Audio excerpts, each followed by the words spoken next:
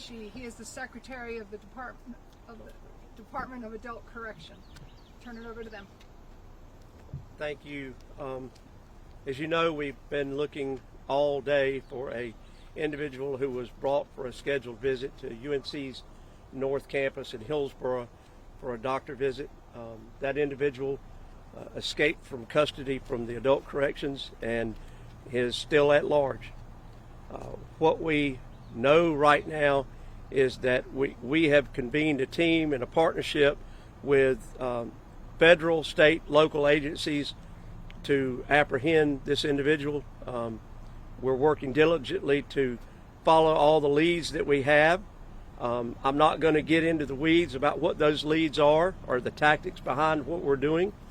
I will tell you that as far as the community goes, there's two ways of looking at this. He's either within a 5-mile radius or he's in the rest of the world, and we're searching both.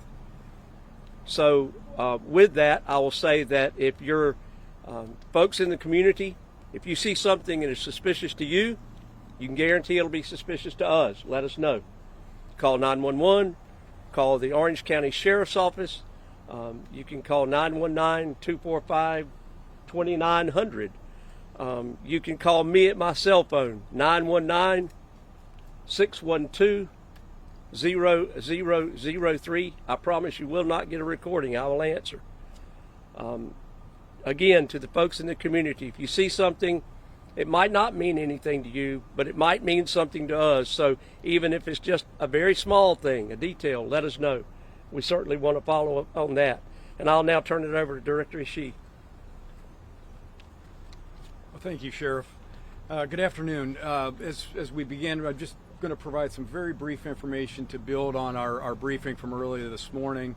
I want to start by thanking all of our law enforcement partners that are working collaboratively with us to bring offender Alston back into custody. And Sheriff, we appreciate your leadership as we're working together to bring this man back into our custody. Our staff will be on duty 24 hours a day, 7 days a week until offender Alston is returned to custody. One update on our staff, the staff that were directly involved this morning. Good news is, thank God, they are okay. They were not seriously injured, and we are thankful for that. And just to reiterate the sheriff's message, if you see anything, please notify local law enforcement, 911, whatever is the quickest avenue to do that. Thank you.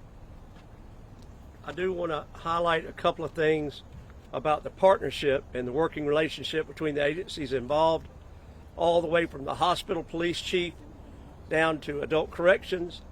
Everyone has come together. We are at a unified location working together. I have also reached out to the North Carolina Sheriff's Association's Executive Vice President and General Counsel, Eddie Caldwell, and he has activated the Sheriff's Helping Sheriffs Network. That is a network of sheriffs that are notified by the association that another sheriff needs help. We now have at least 3 agencies en route to us to assist us with assignments this afternoon. This will be ongoing, and we will broaden that request for assistance as needed. At this time, I'd entertain questions if there are any briefly. Earlier you guys mentioned that the suspect was able to break free from the officers. How does something like that happen? Someone has an intent to go where you don't know they're going to go, and they run. And it happens bang, bang. The gentleman, as soon as he put his foot on the ground to get out of the vehicle, took off running. Did the 2 officers chase after him? They did. Were they just not able to catch up with him? That's correct. He was also coming from Birdie Correctional Center. Yes. So why come all the way to Orange County to get medical care? Ramon Alston is a resident of Orange County, was before he went to prison. I would assume, and I don't know what he was coming here for, that's not been given to me. He had been treated here before, I believe, and this is his home, and maybe that was for continuity of care. I would have to ask the physicians, and they won't tell me, so that's that. Sheriff, earlier we weren't sure if there was a wide shelter in place, but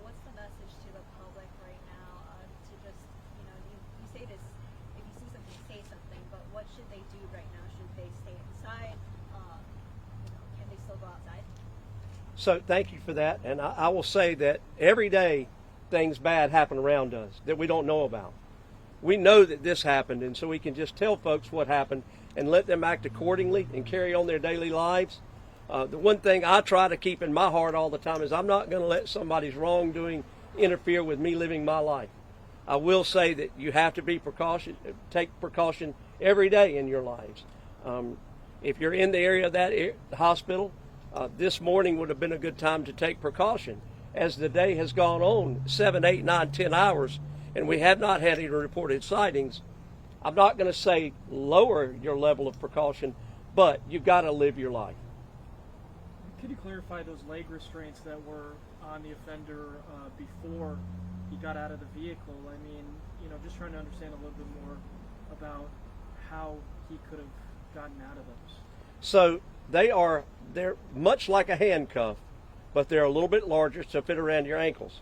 And it's connected by a chain which is about 2.5 feet long, and it's designed to keep you from getting a large gait if you decide to walk or run away. It also, when you put your foot down, puts pressure against your Achilles, which slows you a good bit. It's uncomfortable. How he got them off, I don't know. I have to ask, just based on that, and then as well as him being able to break away, at this point, is there any sort of investigation into the officers that were transporting him? That's always the case, whether it's apparent or not. We investigate every aspect of what's going on, from the time they left the facility to the time they got there and he broke away. Every bit of that will be under investigation. Yes, ma'am. Is there any indicator that he might have made contact with someone as he was in prison, to plan something like this? Well, people are in contact with their families all the time. Whether or not they planned anything or not, that's still something we're looking into. Earlier, I know you guys said that you guys hadn't associated any sort of vehicle with him. Has that changed at this point? I'm not going to get into that at this time. Can you tell us what level the inmate is and what kind of restraints are required for an inmate of that level? So, again, the policies and procedures of the Department of Adult Corrections are Director Ashi's. It's my understanding that leg restraints and shackles on your hands and a belly chain is what was in place. In closing, I just want to again reiterate the partnership of the law enforcement agencies, state, federal, and local that are involved has been amazing this morning. And we're doing what we do, and we feel confident that we will take the subject into custody. One more thing quickly. Do corrections officers carry guns on them? Yes. And so this level of restrictions, the shackles and then the handcuffs, was that the appropriate, level of protection on Yes. the offender? Yes, and is in policy a lot of times dictates what we do when we deliver an inmate wherever, and the same with the adult corrections. We have secure lock boxes that we put our guns in sometimes when we're moving inmate from one place to the other, and that protocol was followed this morning. Thank you very much. Under that assumption, the officers didn't have an opportunity to draw their weapons. That's correct.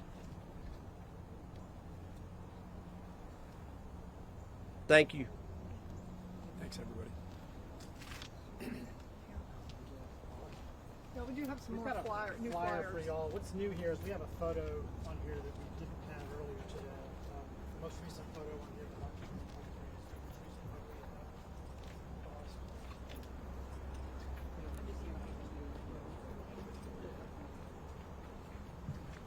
Anybody else?